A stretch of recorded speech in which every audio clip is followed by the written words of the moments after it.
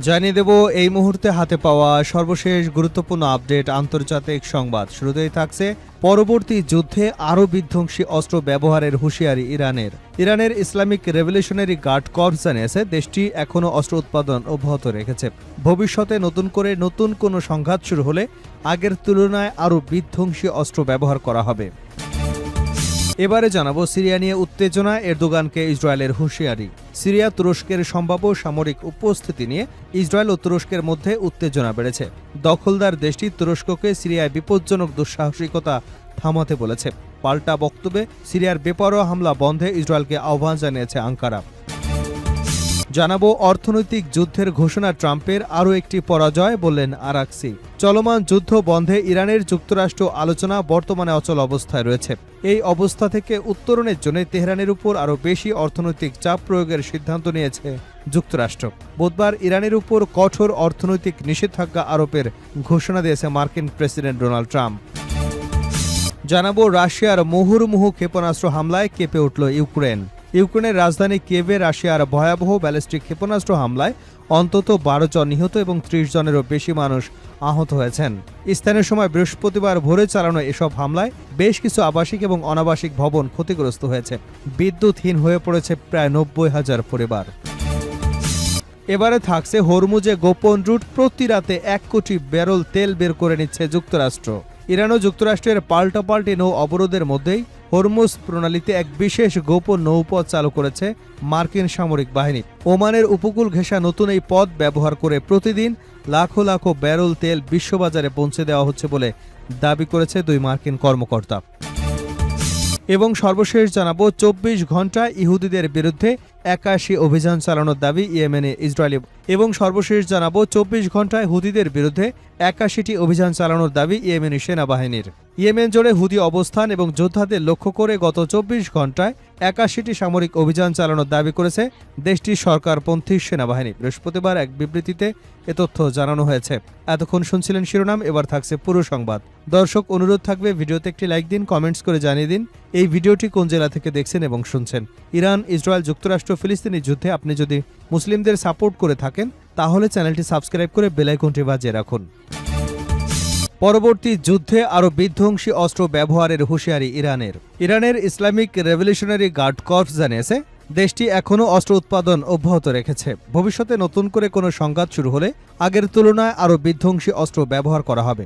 আরজিসির মুখপাত্র সর্দার মোহেব্বি বলেন, আরজিসির ক্ষেপণাস্ত্রের ব্যবহৃত ওয়ারহেডগুলোর সক্ষমতা আগের যুদ্ধে ব্যবহারের অস্ত্রের তুলনায় অনেক বেশি। তিনি বলেন, যদি আবার যুদ্ধ শুরু হয় তাহলে আমাদের অস্ত্রগুলো সব দিক থেকেই অতীতের তুলনায় সম্পূর্ণ ভিন্ন হবে। মোহেব্বি জানান, নতুন অস্ত্রের মধ্যে পরবর্তী প্রজন্মের ওয়ারহেডও রয়েছে। এসব ওয়ারহেডে আরও বেশি নির্ভুলতা এবং ক্ষেপণাস্ত্রের পাল্লা বাড়ানোর সক্ষমতা থাকবে। আরজিসির এই বক্তব্য এমন এক সময় এলো যখন ইরান ও যুক্তরাষ্ট্রের মধ্যে নতুন করে এই সংঘাতের আশঙ্কা নিয়ে উত্তেজনা অব্যাহত রয়েছে। এদিকে ইরানের বিরুদ্ধে নতুন করে বড় ধরনের অর্থনৈতিক চাপের ঘোষণা দিয়েছে যুক্তরাষ্ট্রের প্রেসিডেন্ট ডোনাল্ড ট্রাম্প। তিনি এটিকে ইরানের বিরুদ্ধে এখন পর্যন্ত সবচেয়ে কঠোর অর্থনৈতিক অভিযান হিসেবে উল্লেখ করেছেন। যুক্তরাষ্ট্র ও ইরানের মধ্যে যুদ্ধ বন্ধের আলোচনা অচল অবস্থায় পড়ার মধ্যেই সামাজিক যোগাযোগ মাধ্যম ট্রুথ সোশ্যালে এ ঘোষণা দেন ট্রাম্প বলেন, ইরান চুক্তিতে পৌঁছানোর সুযোগ কাজে লাগাতে ব্যর্থ হয়েছে। এখন দেশটিকে নজিরবিহীন অর্থনৈতিক যুদ্ধ ও বিচ্ছিন্নতার মুখোমুখি হতে হবে। একই সঙ্গে ইরানের সঙ্গে ব্যবসা করা যে কোনো দেশকে কঠোর নিষেধাজ্ঞার হুমকি দিয়েছেন তিনি। সিরিয়া নিয়ে উত্তেজনা, এরদোগানকে ইসরায়েলের হুঁশিয়ারি। সিরিয়ার তুরস্কের সম্ভাব্য সামরিক উপস্থিতি নিয়ে ইসরায়েল ও তুরস্কের মধ্যে উত্তেজনা বেড়েছে। দখলদার দেশটি তুরস্ককে সিরিয়ায় বিপজ্জনক দুঃসাহসিকতা থামাতে বলেছে। পাল্টা জবাবে সিরিয়ার বেপরোয়া হামলা বন্ধে ইসরায়েলকে আহ্বান জানিয়েছে আঙ্কারা।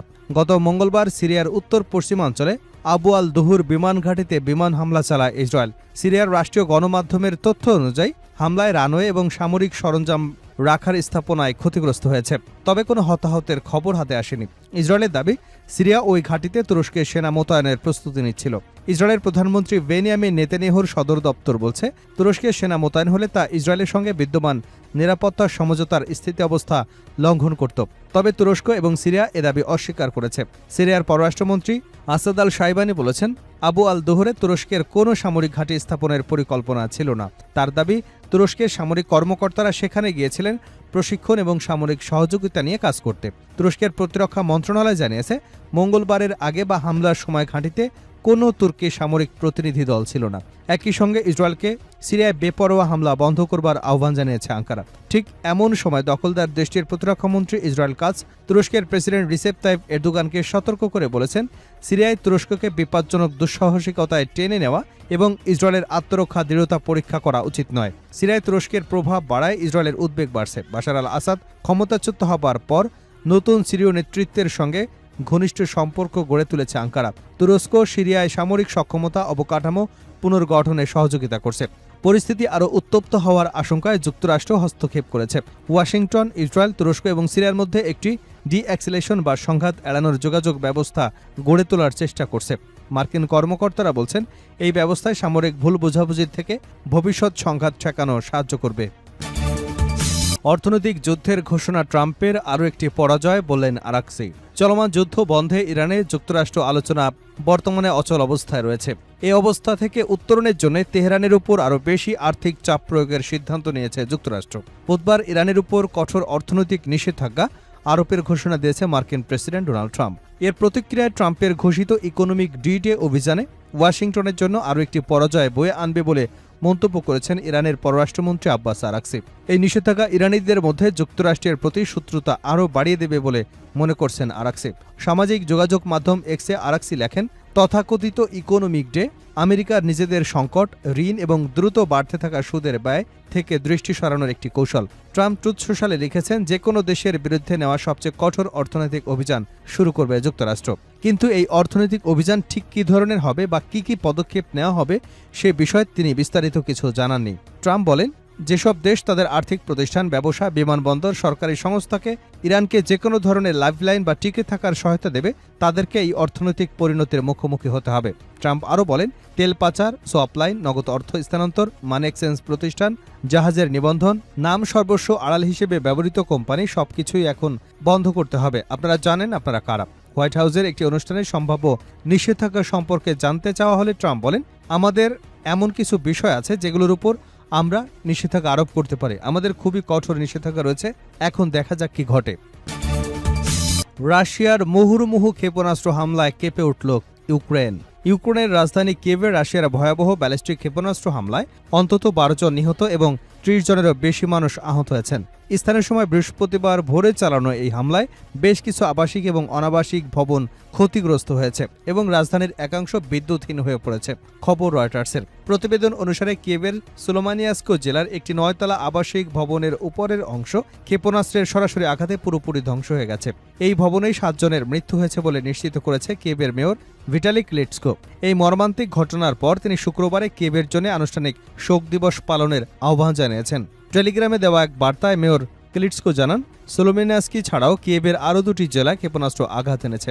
এসব হামলায় বেশ কিছু অনাবাসিক স্থাপনা, গোদামঘর, একটি স্কুল এবং একটি শিশু হাসপাতাল ক্ষতিগ্রস্ত হয়েছে। হামলার পর কিয়েভে প্রায় 90,000 পরিবার বিদ্যুৎ বিচ্ছিন্ন হয়ে পড়েছে।